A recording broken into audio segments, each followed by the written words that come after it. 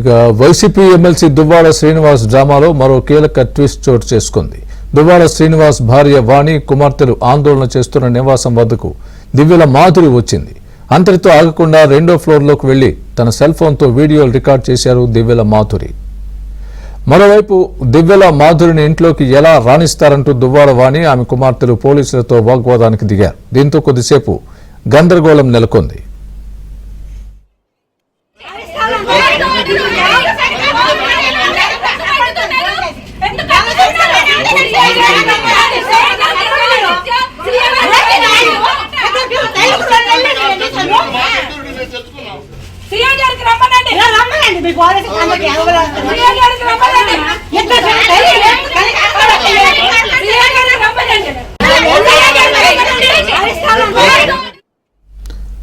ఇదే అంశానికి సంబంధించి పూర్తి అప్డేట్ మా ప్రతినిధి రమేష్ చెప్తారు. రమేష్, స్వామి, ఏదైతే దువ్వాడ శ్రీనివాస్ వైసీపీ ఎమ్మెల్సీకి సంబంధించినటువంటి కుటుంబ వ్యవహారం ఉందో ఇది దాదాపుగా నెల రోజుల నుంచి నడుస్తుంది. అయితే ఈ రోజు ఒక ఆసక్తికరమైనటువంటి పరిణామం చోటు చేసుకుంది. ఎవరైతే దువ్వాడ శ్రీనివాస్ అక్రమ సంబంధం కలిగి ఉన్నారనేటటువంటి ఆరోపణలు ఎదుర్కొంటున్నటువంటి దివ్యల మాధురి ఉందో ఈ దివ్యల మాధురి అనేటటువంటి మహిళ ఈ రోజు దువ్వాడ నివాసానికి వచ్చారు. ఈ నేపథ్యంలో దువ్వాడ కుటుంబ సభ్యులు, ప్రధానంగా దువ్వాడ సతీమణి వాణితో పాటు ఆమె కుమార్తె ఇద్దరు కూడా ఈ ఎవరైతే దివ్యల మాధురి శ్రీనివాస్ నివాసానికి రావటం ఉందో దీన్ని తీవ్రంగా తప్పుపడుతూ అక్కడ వివాదానికి దారితీసింది. ముఖ్యంగా చూసుకుంటే కొద్దిసేపటి క్రితం దివ్యల మాధురి డైరెక్ట్ గా శ్రీనివాస్ ఉంటున్నటువంటి నివాసానికి రావడం, ఆ తర్వాత రెండవ ఫ్లోర్ లో నుంచి ఎవరైతే దువ్వాడ వాణి అదేవిధంగా కుమార్తెలు గత నెల రోజులు అంటే కిందటి నెల 8వ తేదీ నుంచి కూడా అక్కడ ఆందోళన కొనసాగిస్తున్నారు. వారిని వీడియోలు చిత్రీకరించేటటువంటి ప్రయత్నం చేసింది. ఈ క్రమంలో వీళ్ళంతా కూడా తాము కూడా ఇంట్లోకి ప్రవేశిస్తామని చెప్పి మళ్ళీ దువ్వాడ వాణి ఆమె కుమార్తె ఇద్దరు కూడా